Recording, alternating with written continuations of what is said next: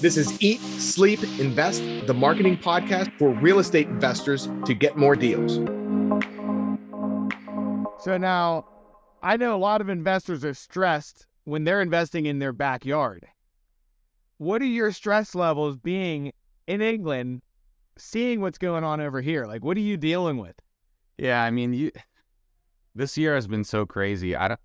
Everyone knew that interest rates were going to come up. I don't think people predicted they would double in 4 months' time, right? So, absolutely, as an entrepreneur, your mindset through times of adversity is everything. Like, you have to protect your personal confidence, even when things aren't going your way, and also when things are going your way, so you don't have an inflated ego and make poor decisions on that. So, to answer your question, like, it really comes down to focusing on what can I control in this exact moment. And being virtual just makes it a lot easier to see where our weak spots are, because I have to rely a lot more on the team in Boise to do what they're supposed to do. And most of the time, if they don't do what they're supposed to do, or we're not doing it to a high enough level, it's almost always a training issue, or we didn't set the right expectations. And so I think is it a challenge running things virtually? Totally. But it's also an opportunity to see where your weak spots are and improve on those pretty quickly. So that's how I look at that. How big's your team? We're up to 16 right now, and we're actually looking to hire additional salespeople. So the number one thing that we get asked is, people are doing layoffs. You got the tech industry laying a bunch of people off. Recession. It's scary out there. The way out of any rough patch is sales.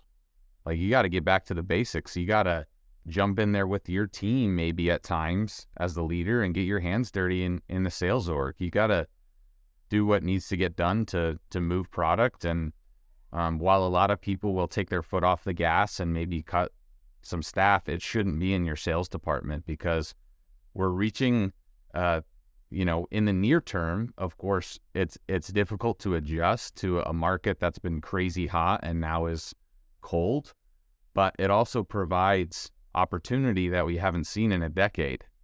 So you have to prime yourself for that opportunity. You have to be ready to take advantage. So whether you're a one-man band or you're a company, those sales skills and salespeople are going to be what get you through and what's going to gain you market share during this time.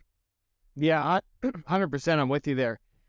You were talking about mindset. Like, what are some things that you do to keep your head in the game? I mean, being in business, it's a constant roller coaster. You're ping-ponging around. Like, I know what I do. What's the stuff that you do that keeps you focused?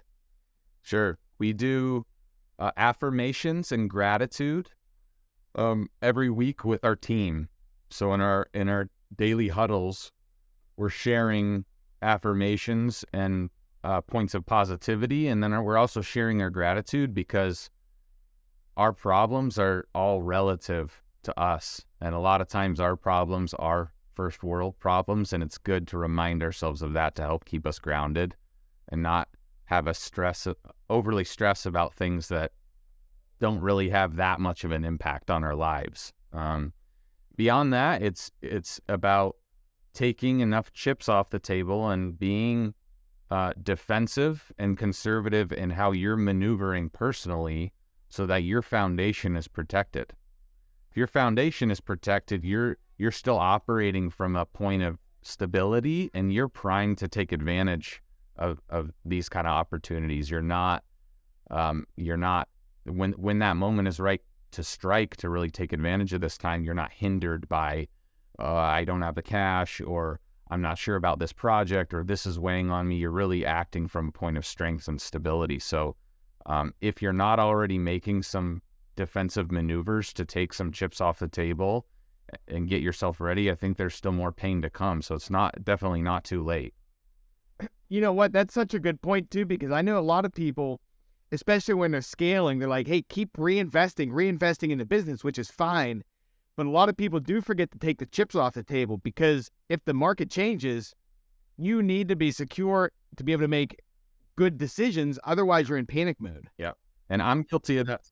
Like what are you doing? Are you taking a specific percent of profits, or what do you take? Yeah, I've been guilty of that too. I think probably when times were good, we maybe I sort of have the opposite problem of most people. We probably kept too many. We should have just sold some and held on to some extra liquidity. Although, hindsight's 2020. It's just hard to predict what can happen. But right now, like if I've got a vacancy in one of our, we've got just over 40 rentals personally, and then we have a few more in the business and our new construction.